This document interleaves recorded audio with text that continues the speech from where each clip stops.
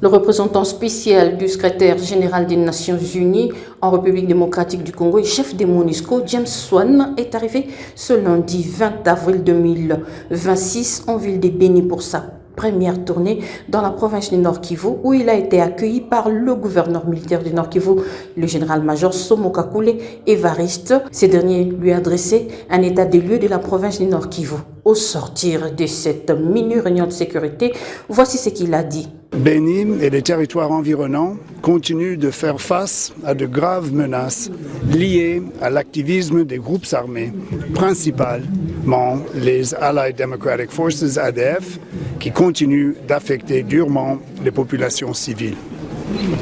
J'ai réaffirmé au gouverneur l'engagement de la MONUSCO à poursuivre la mise en œuvre de son mandat avec une priorité claire, la protection des civils, conformément aux résolutions 2808 et 2773, tous les deux adoptées par le Conseil de sécurité en 2025.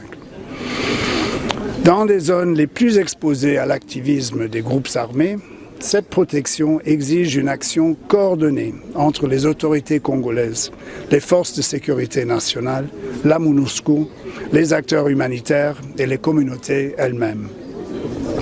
Nous avons également évoqué les recommandations issues des efforts de paix et de stabilisation locaux, y compris les initiatives visant à répondre de manière plus globale à la menace des ADF.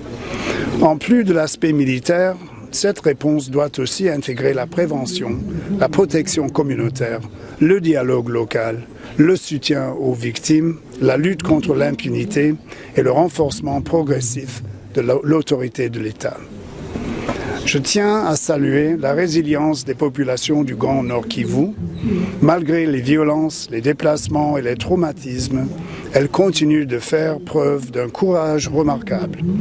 La MONUSCO restera engagée aux côtés des autorités et des communautés pour contribuer à la paix, à la sécurité et à la stabilité dans cette partie du Nord Kivu. L'objectif de cette mission est de faire le point sur l'évaluation de la situation sécuritaire et recueillir les préoccupations locales, notamment sur la protection des civils et la sécurité.